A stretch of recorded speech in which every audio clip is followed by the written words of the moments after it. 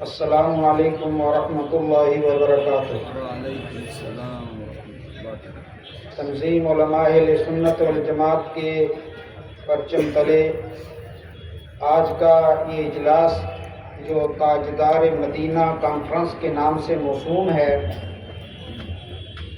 اس میں میری آپ کی حاضری یہ بہت بڑی سعادت کی بات ہے۔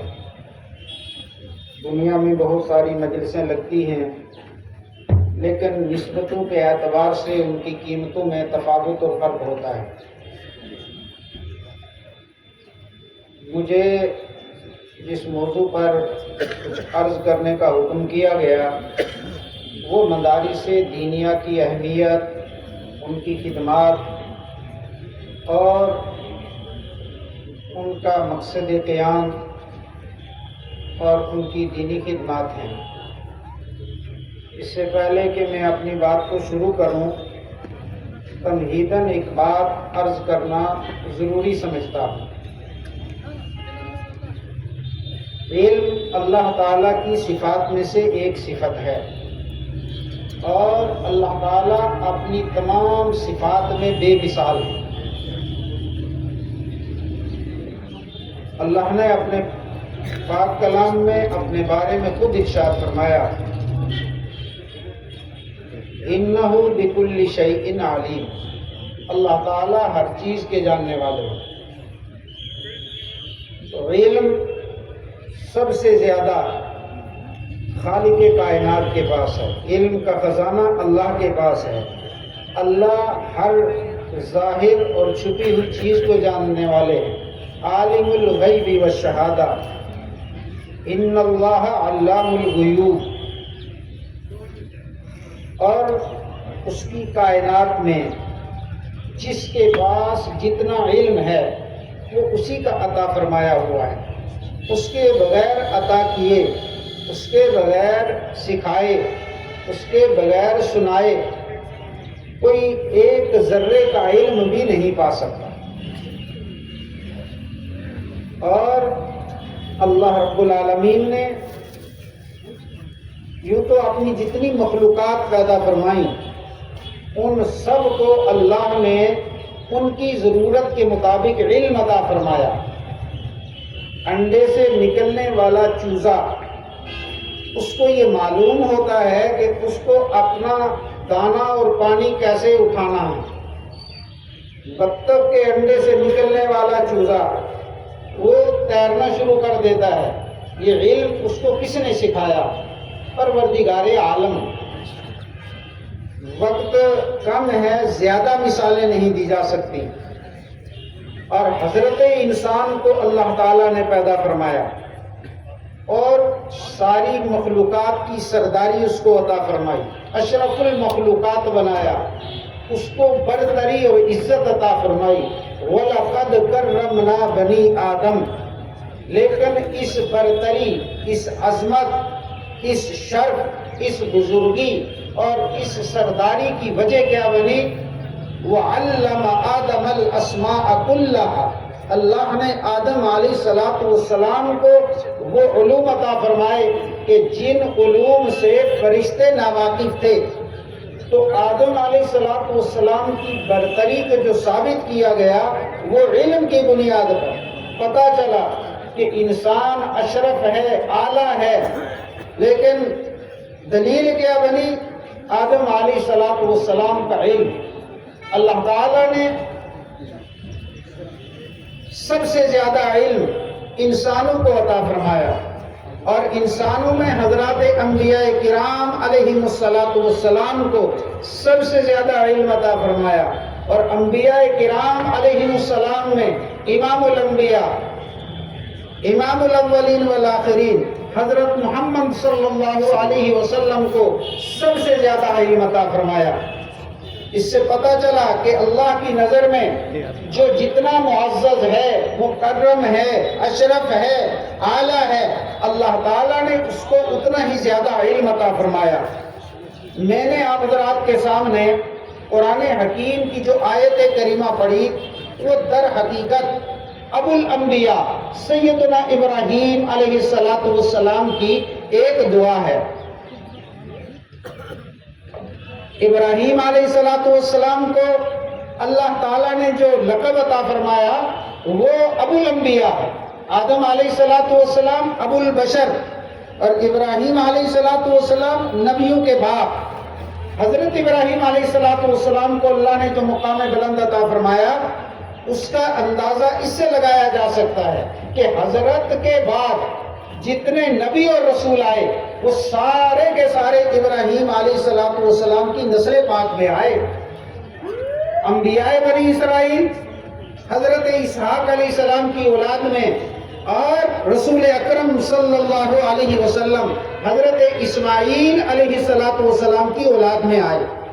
ابراہیم علیہ السلام جب بیت اللہ شریف کی تعمیر سے فارغ ہوئے تو حضرت نے حق تعالیٰ جل شانہ کے حضور جو مختلف دعائیں فرمائیں ان میں ایک دعا یہ تھی ربنا وابعث فیہم رسولا منہم. پیارے اللہ یہ آپ کا گھر میں نے تعمیر کر دیا اور اگر یہ خدمت آپ کے ہاں قبول ہو چکی ہے اور جب کوئی عمل اللہ کو قبول ہوتا ہے تو اس وقت حق تعالیٰ جل شانہ قبولیت دعا کا دروازہ کھول دیتے ہیں اور اللہ کے مزاج کو اللہ کے قانون کو سنت اللہ کو ایک نبی سے زیادہ کون جان سکتا ہے. تو ابراہیم علیہ السلام نے موقع غنیمت جان کر دعا فرمائی پیارے اللہ وہ جو آخری نبی آپ بھیجنے والے ہیں جو نبیوں کے امام ہوں گے رسولوں کے سالار ہوں گے انبیاء کے سردار ہوں گے ان کو آپ نے یوں بھی تو دنیا میں بھیجنا ہے لیکن پیارے اللہ میری اولاد میں اس نبی کو بھیج دے. اور اس نبی کا کام کیا ہوگا؟ فرمایا یتلو علیہم آیاتک وہ آپ کی آیات لوگوں کے سامنے پڑھ کر سنائیں گے. یعنی آپ جو علوم بذریعہ وحی اس نبی کو عطا فرمائیں گے وہ اس علم کی نشر و اشاعت فرمائیں گے. یعلمہم الکتاب والحکمہ قرآن کی آیات کی تلاوت ہوگی اور قرآن کے معنی کو بھی وہ سکھائیں گے حکمت اور دین کی باتوں کو بتائیں گے. وَيُزَكِّيهِمْ اور ان کے دلوں کو مزکہ اور مصفہ بھی کریں گے اس وحی الہی کی پاکیزہ روشنی کے ذریعے سے. اِنَّكَ أَنْتَ الْعَزِيزُ الْحَكِيمُ. تو گویا مقاصد نبوت میں ایک مقصد یہ ہے کہ یعلمہم الکتاب والحکمہ علم و حکمت کی تعلیم فرمانا. رسول اکرم صلی اللہ علیہ وسلم نے بھی جہاں اپنا تعارف مختلف الفاظ کے ذریعے سے کروایا کہیں فرمایا انا سید ولد آدم یوم القیامہ میں قیامت کے دن اولاد آدم کا سردار ہوں گا. بیدی لواء الحمد حمد کا جھنڈا قیامت میں میرے ہاتھ میں ہوگا. اللہ تعالیٰ مجھے اولین اور آخرین کا امام اللہ نے بنایا ہے اور اولین اور آخرین میرے جھنڈے کے نیچے جمع ہوں گے. وہاں آپ نے اپنا تعارف کرواتے ہوئے فرمایا کہ میرا ایک تعارف یہ ہے انما بعثت معلما مجھے اللہ نے معلم کتاب معلم حکمت معلم دین اور تزکیہ نفس کا استاد بنا کر بھیجا ہے. اور استاد کا کام علم سکھانا ہوتا ہے. نبی صلی اللہ علیہ وسلم نے مسجد نبوی میں جو سب سے پہلا مدرسہ قائم کیا اس مدرسے کا نام ہے مدرسہ صفہ اور اس کے معلم اول آپ ہیں اور جو پہلے شاگرد ہیں وہ آپ صلی اللہ علیہ وسلم کے صحابہ ہیں. گویا یہ مدارس دینیہ ان کے لیے ام المدارس کی جو حیثیت ہے وہ صفہ کی درسگاہ کو ہے. اس سے مدارس کی عظمت کا سراغ لگایا جا سکتا ہے پتہ لگایا جا سکتا ہے. یہ تو تمہیدی بات تھی جو میں نے آپ حضرات کے سامنے عرض کی. اگر آپ نے بات کو توجہ سے سنا ہوگا تو مدارس کی اہمیت کے لیے شاید کچھ نہ کچھ اس کے سمجھنے کے لیے یہ بات معاون اور مددگار ہوگی. ہم جس ملک میں پیدا ہوئے جی رہے ہیں اس ملک میں بھی اسلام حضرات صحابہ کرام اور تابعین اعظام کی کوششوں محنتوں اور کاوشوں سے بہت پہلے آ گیا تھا، اور جن لوگوں نے ایمان اور دین کی اس دعوت کو قبول کیا انہوں نے اس کتاب و حکمت کی تعلیم کو بھی تبلیغ دین کے ساتھ ساتھ امت میں منتقل کرنے کا کام کیا۔ اس زمانے میں باقاعدہ کوئی مدارس کا اجتماعی نظام تو نہیں ہوتا تھا، علماء دین تھے، کسی گاؤں میں، علاقے میں، شہر میں ایک عالم ہے اور لوگ متفرق طور پر آ رہے ہیں، وہ صبح و شام مکتب کی شکل میں، مجلس کی شکل میں وہ قرآن کی تعلیم دیتے ہیں، قرآن کے ترجمے کو سکھاتے ہیں، قرآن کے معانی اور مطالب اور تفاسیر کو بتاتے ہیں۔ یہ سلسلہ چلتا رہا، اور ہمارے ہندوستان میں اللہ کے فضل سے خاص طور پر حضرت شاہ ولی اللہ محدث دہلوی رحمۃ اللہ علیہ کی آمد کے بعد علوم اسلامیہ کے عروج کا دور شروع ہوا۔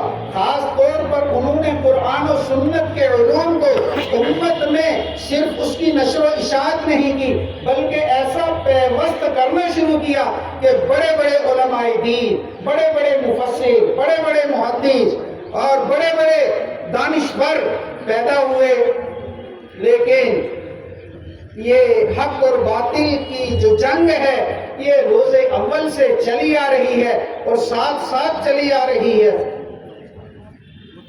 اور تا صبح قیامت یہ جاری رہے گی۔ باطل کو یہ کب گوارا تھا کہ ہندوستان کی یہ زمین قرآن و سنت کی تعلیمات سے منور اور روشن ہو۔ چنانچہ میں بات کو مختصر کرتے ہوئے